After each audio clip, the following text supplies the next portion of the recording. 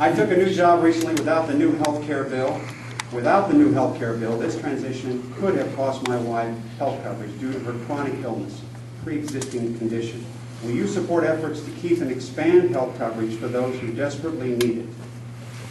Yeah, definitely. You know, what I firmly believe in is that, and I think everyone in this room would agree, that we definitely need some reform.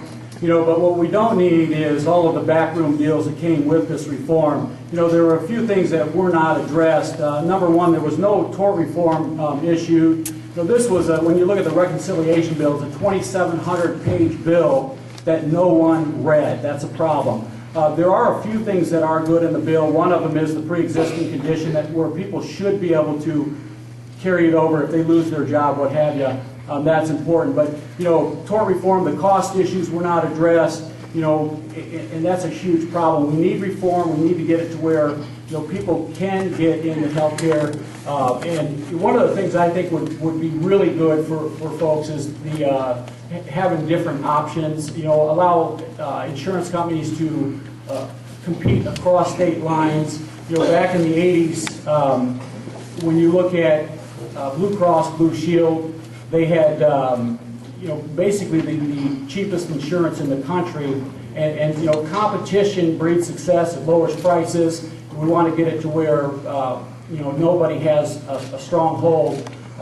I'm definitely, you know, when we look at the healthcare takeover that happened, what happened was the penalty that's there is set up so that employers, which several of them that I've talked to, it's going to be a lot less expensive for them to just opt out of buying coverage for their employees and go on to the government-run plan, which I think could end up being a problem if it goes all the way to where the government's running the insurance. We've seen with Social Security, Medicare, Medicaid, you know, things that are run by the government, what happens. So, you know, I think we definitely need reform, but it needs to be good for all Americans across the board.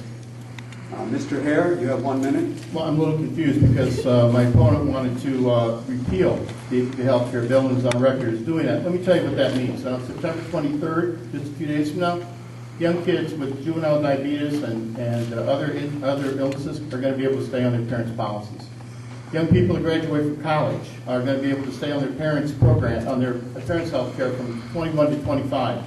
These children or young people walk out of college with a high debt load. They get an appendicitis attack and they have to have their appendix out.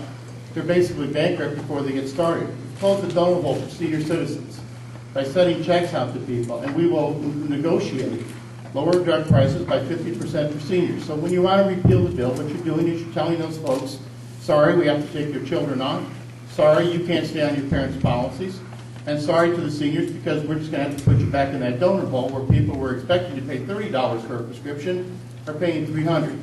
That won't happen on my watch. And I will just tell you, we were the only civilized, nationalized country that didn't have health care, absent South Africa, and you got to be kidding me that we had to be beaten by South Africa to punch up providing health care for people. It is a right and not a privilege to have health care.